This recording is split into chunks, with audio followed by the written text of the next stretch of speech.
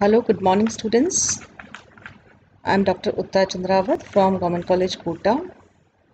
So, in the last lecture, we went through the theoretical basis to understand the hard and soft acid-base principle. Now, today, we will go to the another theory, that is pi bonding theory. So, J-Chat's pi bonding theory can be applied to explain the bonding between the soft-soft interaction. Pi bonding has been suggested as possibly contributing to the soft-soft interaction. Pi bonding occurs most readily in those metal ions that have low oxidation state and large number of d electrons. So, class B metal ion, that is soft acids, satisfy this criteria. Furthermore, the important pi bonding ligands such as carbon monoxide, phosphine, phosphides, and heavier halogens, they all are soft bases. So the presence of d orbitals on ligands in each case, except carbon monoxide and ethanes, foster the pi bonding.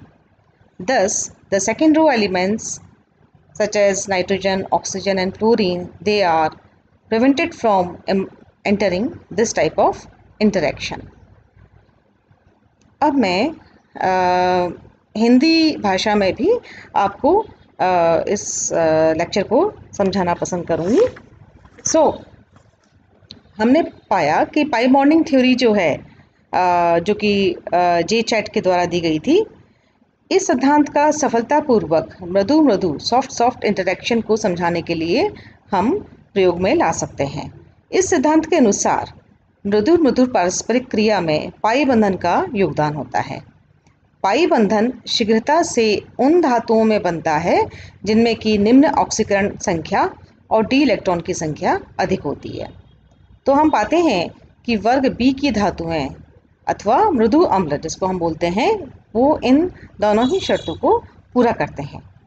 इसके अतिरिक्त महत्वपूर्ण pi bonding ligands जैसे कि carbon monoxide, phosphine, phosphide और भारी halogen, ये सभी मृदु क्षार हैं।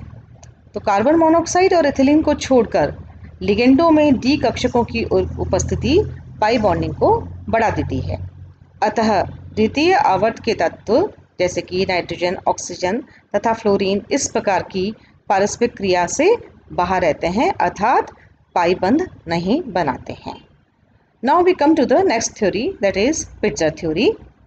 This theory of London and van der Waals forces explain that the forces between the interacting soft group depend upon the products of polarizability of the interacting group.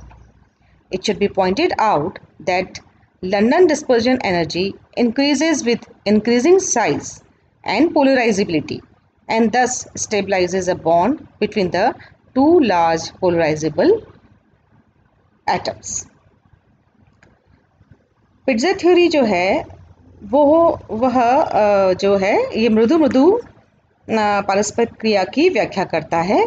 इसके अनुसार मृदु पारस्परिक क्रिया करने वाले समूहों की ध्रुवनशीलता के गुणनफल पर निर्भर करती है। यह ध्यान देना आवश्यक है कि आकार और ध्रुवनशीलता पोलराइजेबिलिटी बढ़ने से लंदन डिस्पर्जन एनर्जी बढ़ती है और इसके कारण से बड़े आकार के ध्रुवनशील मृदु लिगेंडों के बीच बने बंध का स्थायित्व बढ़ाती है। अब हम we will go through the relation between the electronegativity and hardness and softness. So we know that in general species having relatively high electronegativities are hard and those having low electronegativities are soft. In this regard, it should be recalled that we are considering ions and that although lithium, for example, it has a low electronegativity, but the lithium plus ion has a relatively high electronegativity resulting from the external high second ionization energy. So in contrast, transition metals in low oxidation state such as Cu plus, silver plus, etc., they have relatively low ionization energy and low electronegativities. The same may be said of hard and soft bases.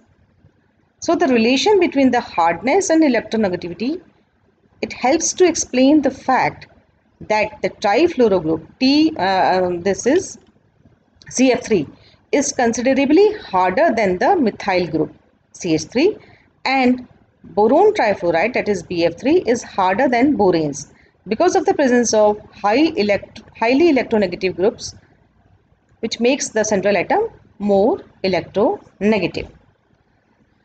जब हम विद्युत ऋणता और कठोरता और मृदुता के बीच के relation को analyse करते हैं, तो हम ये पाते हैं कि सामान्यतः वे प्रजातियां जिनकी विद्युत ऋणता तुलनात्मक रूप से अधिक होती है कठोर होती हैं, और जिनकी विद्युत ऋणता कम होती है वे मृदु होती हैं।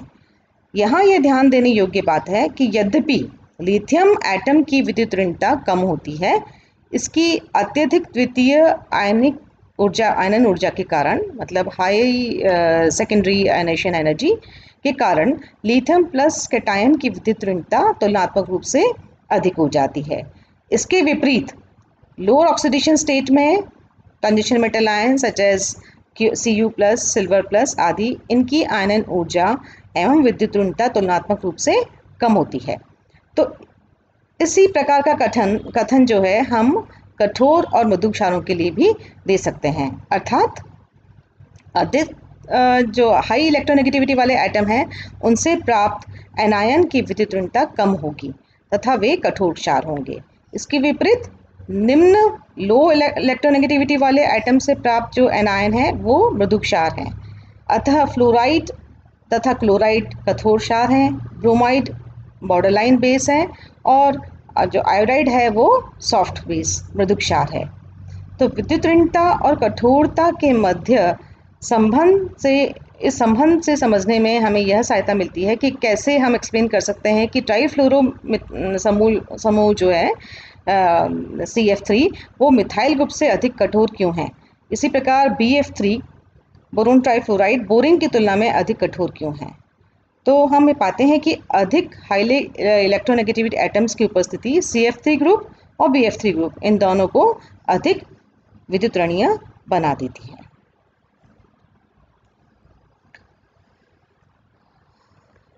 अब हम आते हैं पियर्सन पॉलिंग विरोधाभास, that is Pearson Pauling's paradox.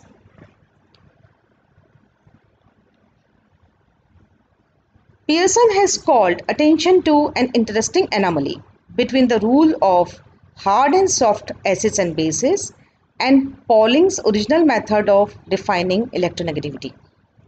According to Pauling's method, the ionic resonance energy is proportional to the square of the difference in electronegativity of constituent atoms. This means that the maximum stabilization will occur when bonds are formed between elements farthest apart in electronegativity, such as cesium and fluorine.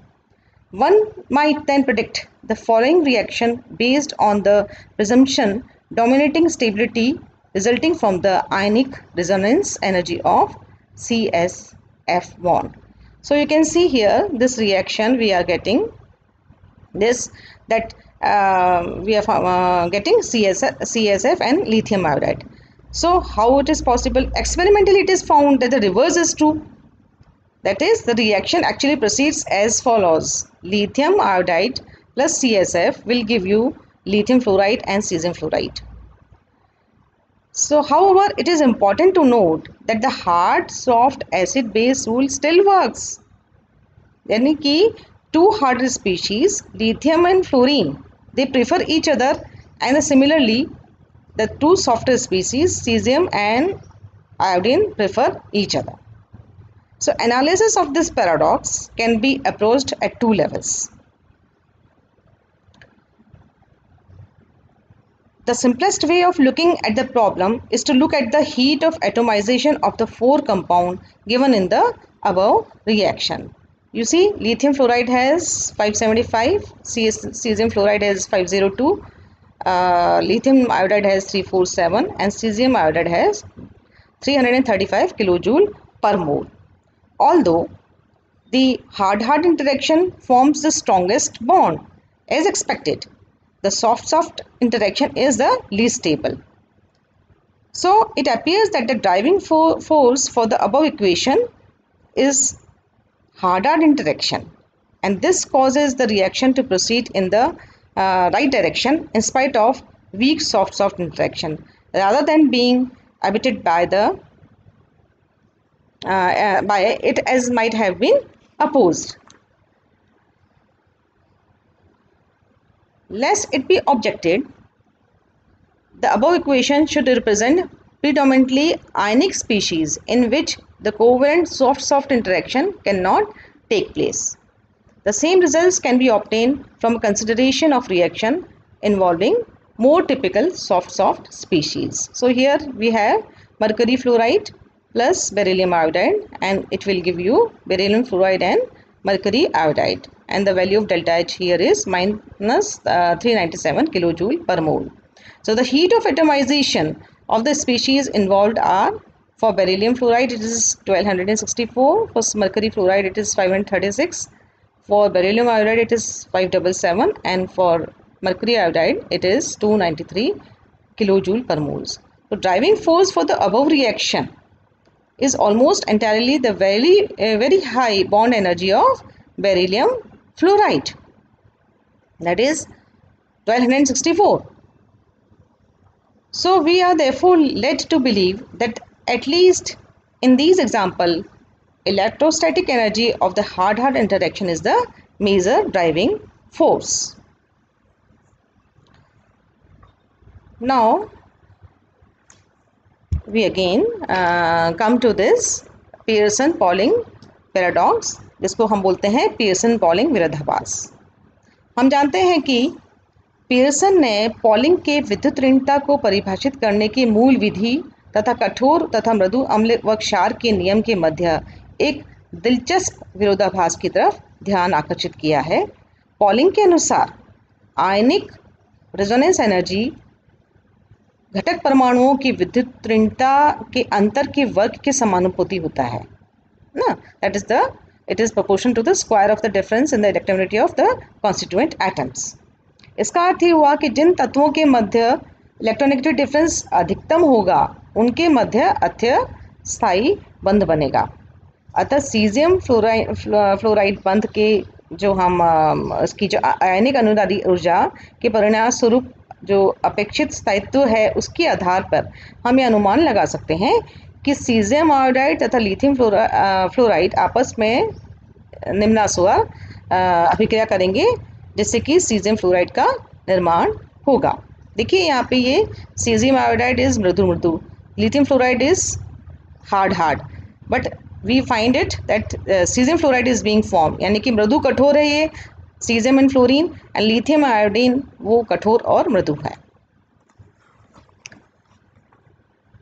तो लेकिन हम पाते हैं कि प्रयोगों के द्वारा जो है वो विपरीत अभिक्रिया पाई गई, जो कि हमने नीचे दिखा रखी है यहाँ पे कि जो सीजियम फ्लोराइड और लिथियम आयोडाइड है वो अल्टीमेटली आपको सीजियम आयोडाइड और लिथियम फ्लोराइड देंगे। तो अगेन यहाँ पे मृदु मृदु स्पीशीज़ हो गई, सीजियम आयोडीन और लिथियम फ्लोराइड में दोनों के जो है वो हार्ड स्पीशीज़ हो गई, and the value of delta H is -63 जी के किलो जूल पर मोल। तो यहाँ ध्यान देने की बात है कि पॉलिंग विधि की विरोधाभास के उपरांत भी कठोर मृदु अम्ल क्षार नियम की सहायता से हम उपर्युक्त अभिक्रिया को भली प्रकार हम इसकी व्याख्या कर सकते हैं। अब कैसे? क्योंकि लिथियम जो है वो कठोर अम्ल है और फ्लोरीन जो है वो कठोर क्षार है, अतः इनके मध्य बंध बनाने की प्रवृत्ति पाई जाएगी। इसी प्रकार मृदु अम्ल सीजियम आयन बंध के निर्माण के लिए फ्लोरीन के स्थान पे आयोडीन को प्रेफरेंस देगा। यही कारण है कि सीजियम आयोडाइड तथा लिथियम फ्लोराइड जो है वो परस्पर अभिक्रिया नहीं करते हैं। इस विरोधाभास का विश्लेषण हम दो स्तर पर कर सकते हैं। इस समस्या को देखने का सबसे आसान तरीका ये है कि हमने जो ऊपर इक्वेशन दी है उसमें चारों जो यौगिकों हैं उनकी एटोमाइजेशन एनर्जी पर हम ध्यान दें, तो हम पाते हैं कि लिथियम फ्लोराइड के लिए 575 है, सीजियम फ्लोराइड के लिए 502 है, लिथियम आयोडाइड के लिए 347 है और सीजियम आयोडाइड के लिए 335 किलो जूल पर मोल है। यद्यपि अपेक्षा के अनुसार कठोर कठोर पारस्परिक क्रिया जो है प्रबलतम पद बनाती है, मृदु मृदु क्रिया दुर्बलतम है। ऐसा प्रतीत होता है कि उपयुक्त क्रिया को आगे बढ़ाने वाला बल जो है वो कठोर कठोर पारस्परिक क्रिया होता है, तथा इस अभिक्रिया में मृदु मृदु क्रिया होने के उपरांत भी यह अभिक्रिया को दाईं ओर ले जाता है। तो ऊपर दी हुई जो अभिक्रिया है जो हमने अभी कंसिडर करी थी, वह मुख्यतः आयनिक प्रजातियों को प्रदर्शित करती है, जिसमें कि सहसंयोजी मृदु मृदु पारस्परिक क्रिया नहीं हो सकती है। तो इसी प्रकार के जो परिणाम हैं हम निम्न अभिक्रिया द्वारा भी प्राप्त कर सकते हैं, जिसमें कि सॉफ्ट स्पीशीज़ मृदु मृदु प्रजातियाँ उपलब्ध हैं। देखिए ये मर्क्यूरिक फ्लोराइड है, तो यहाँ यह मरकरी मृदु है और फ्लोरीन जो है कठोर क्षार है। ठीक है, ऐसे बेरिलियम आयोडाइड में ये कठोर और मृदु स्पीशीज़ है, और ये फाइनली दे रहे हैं बेरिलियम फ्लोराइड कठोर कठोर और मृदु मृदु। तो इन स्पीशीज़ की जो एटोमाइजेशन एनर्जी है उनके बेसिस पे हम ये पाते हैं कि इस अभिक्रिया को आगे बढ़ाने वाला बल जो है मुख्यतः बेरिलियम फ्लोराइड की हाई एटोमाइजेशन एनर्जी है, हाई फॉर्मेशन एनर्जी है, बंद ऊर्जा है।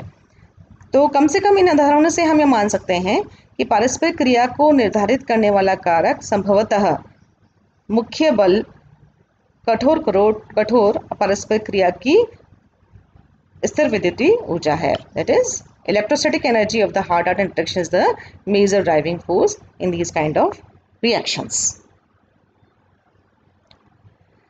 A more thorough examination of the situations involves attempting to partition the bonding energy of a molecule among the various type of energy, that is covalent, ionic, etc. Obviously, this approach is somewhat artificial, but since as chemists we are accustomed to thinking in terms of these energies, such a treatment may help to illustrate the problems posed by the Pearson-Pauling paradox. देखिए हम ये पाते हैं कि परिस्थिति के अधिक analysis के लिए अणु की बंधन ऊर्जा को विभिन्न प्रकार की ऊर्जाओं जैसे सहसंयोजी तथा आयनिक ऊर्जा आदि में विभाजित किया जाना चाहिए। हालांकि ये कुछ आर्टिफिशियल सी प्रतीत होती है, लेकिन हम केमिस्ट होने के नाते हमें इन ऊर्जाओं के विषय में भी विचार करना चाहिए। तो इस प्रकार से का जो समाधान है वो पियर्सन पॉलिंग पैराडॉक्स द्वारा उत्पन्न समस्या का हल को सॉल्व करने में मददगार हो सकता है। तो पहले कदम के रूप में हम उन बंधों पर विचार करते हैं जो पूर्णतः सहसंयोजी है, इस अर्थ में कि दोनों परमाणुओं पर शून्य आंशिक आवेश होता है, जीरो फॉर्मल चार्ज। तो हमने as a first step we may consider bonds that are completely covalent in a sense that both atoms they have zero partial charge. The bond energy of some common homopolar bonds are plotted versus bond distance in the figure which will be taken in further lectures. So now we will undergo the explanation of this figure which has been drawn to explain this Pearson-Pauling paradox. Until then, goodbye.